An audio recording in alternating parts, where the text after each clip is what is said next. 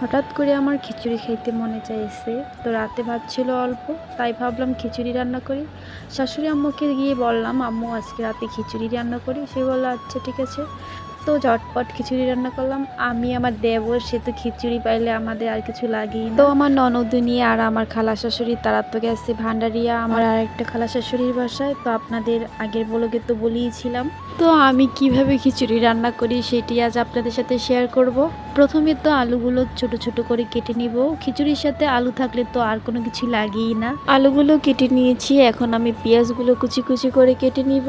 আমি যখন খিচুড়ি রান্না করতেছিলাম তখন রাত্রে বৃষ্টিও ছিল। তো আমার কাছে খুবই আনন্দ লাগছিল। পেঁয়াজ আলু কাটা শেষ। এখন আমি এই যে ভাতের চাল আর 2 পদের ডাল ছিল এখানে, সেগুলো আগে থেকেই ভিজিয়ে রাখছিলাম। তো এখন চাল ডাল সবগুলো ধুয়ে নেব। অফ ক্যামেরায় আমি চাল ডাল ভালো করে ধুয়ে নিয়েছি। তো চলুন আমি কিভাবে খিচুড়ি রান্না করি সেটাই আপনাদের সাথে শেয়ার করব। এখানে কিছুটা তেল আগে থেকে দিয়েছি গরুর মাংস ভাজার তেল। আমার দেবরের জন্য গরুর মাংস ভেজে সেইটার কি প্রবাসে পাঠাইছিলাম।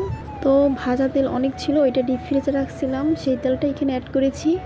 তো এখন আমি এখানে দিয়েছি পেঁয়াজ কুচি, জিরা বাটা, আদা বাটা, রসুন বাটা, তারপরে আস্ত কয়েকটা রসুন দিয়েছি, শুকনো মরিচ দিয়েছি, গোলমরিচ, কাঁচামরিচ, মরিচের গুঁড়া, হলুদের গুঁড়া, পরিমাণ মতো লবণ। এখন আমি মশলাগুলো ভালো করে কষিয়ে নেব। মশলা যত কষাবেন তার থেকে আর গন্ধ আসবে না। তো আমি মশলাগুলো অনেকক্ষণ কষিয়ে তো এখানে কিছুটা পানি দিয়েছি। পানি দিয়ে আমি এভাবে অনেকক্ষণ কষাতেছিলাম, সেটা অফ ক্যামেরায় কষাইছি। আর এখানে আমি একটা সিক্রেট জিনিস দিয়েছি অফ ক্যামেরায়। তো বলতেন সেটা কি দিয়েছি। এখন দিয়েছি 1 চামচ গরম মশলার গুঁড়া। তো আমি সিক্রেট জিনিসটা অনেকক্ষণ কষাইতেছিলাম অফ ক্যামেরায়। তো এখন আমি দিয়েছি আলুগুলো ভালো করে কষিয়ে নিব। অফ ক্যামেরায় আমি আলুগুলো পানি দিয়ে দিয়ে অনেক টাইম কষিয়ে নিয়েছি, কারণ অন ক্যামেরায় সব কিছু দেখানো সম্ভব না, তাহলে ভিডিওটা অনেক বড় হয়ে যাবে, তাই সবটা শেয়ার করতে পারিনি। তো চালগুলো দিয়ে ভালো করে এখানে ভেজে নিয়েছি, অনেক টাইম এখানে চালটা ভেজে নিয়েছি।